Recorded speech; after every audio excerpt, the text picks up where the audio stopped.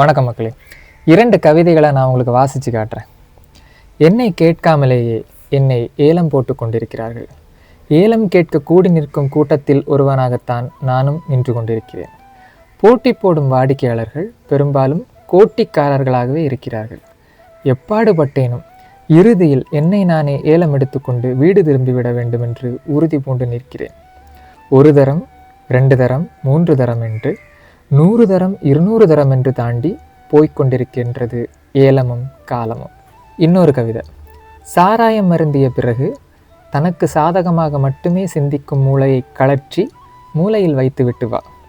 மேலும் சில வேதனைகள், மேலும் சில சாதனைகள், மேலும் சில சோதனைகள் கால் கடுக்க காத்து நிற்கின்றன வாடகை வீட்டின் வாசற்படியில்.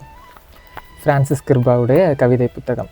இதை வாங்கின நேரத்தில் நான் இதை குறித்து ஒரு காணொளி போட்டிருந்தேன். அதில் நிறைய பேர் கேட்டிருந்தீங்க, அதில் உள்ள 2-3 கவிதைகளை நீங்கள் வாசித்து காட்டலாமே அப்படின்ட்டு. அதுக்காக தான் இது.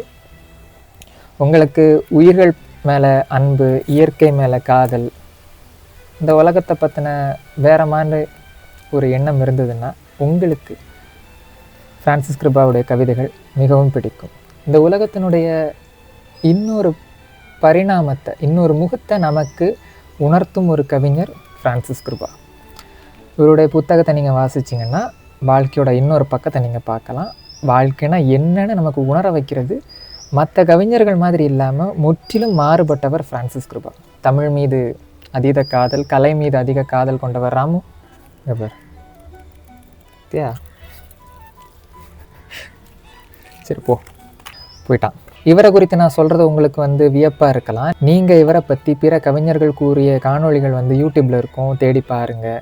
அப்போ தெரியும் உங்களுக்கு இவர் யார் அப்படின்ட்டு. இந்த புத்தகம் அவருடைய கையெழுத்து பிரதி. அவர் அங்கங்கே கிறுக்கி வச்ச கவிதைகளை தொகுத்து அதை தெளிவாக கொடுக்கப்பட்ட கவிதை புத்தகம். அவர் இறப்பதற்கு முன்னாடி ஒரு நாவல் எழுத இருந்தார், ஏறக்குறைய இறைவன் அப்படின்னு. அந்த நாவலுடைய முதற் பக்கத்தை மட்டும் இதில் கொடுத்துருந்தாங்க. அவ்வளோ அற்புதமாக இருக்கும். கவிஞர் யூமா வாசுகி இந்த புத்தகத்தோட முன்னுரை ஒன்று எழுதியிருப்பார். நெஞ்ச தொற்றும், அப்படி இருக்கும். அதில் கட்டாயமாக நீங்கள் அனைவரும் வாசிக்க வேண்டிய ஒரு கவிதை புத்தகம் மக்களே. ஓலங்கள் சுழலும் உடைந்த இசைத்தட்டு.